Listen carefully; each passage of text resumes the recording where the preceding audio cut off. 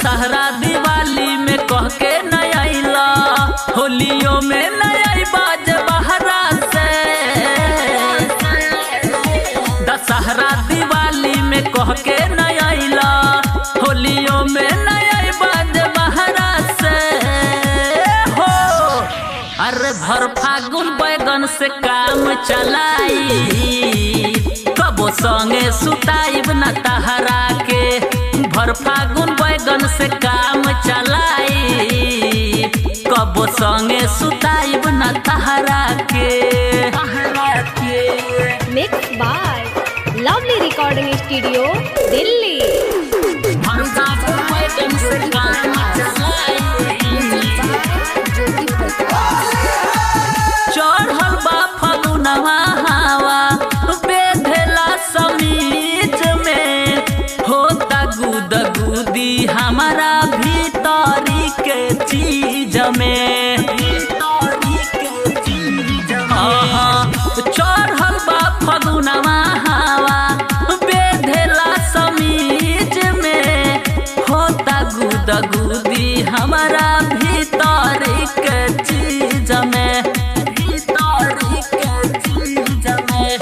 कितनो ये राजा हमके पढ़ाइबा, अरे पढ़ेब न तोहर का कहरा के हो। अरे भर फागुन बैगन से काम चलाई, कबो संगे सुताइब न तहरा के। भर फागुन बैगन से काम चलाई, कबो संगे सुताइब न तहरा के।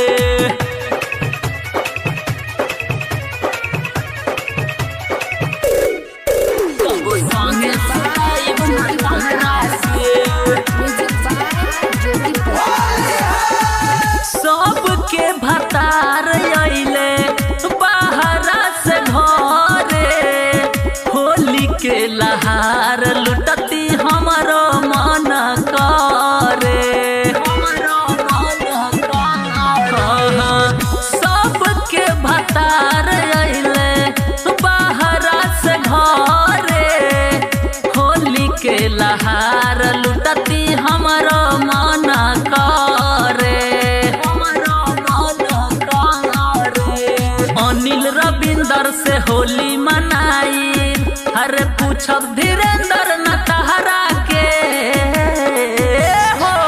अरे भर फागुन बैगन से काम चलाई, कबो संगे सुताइब न तहरा के।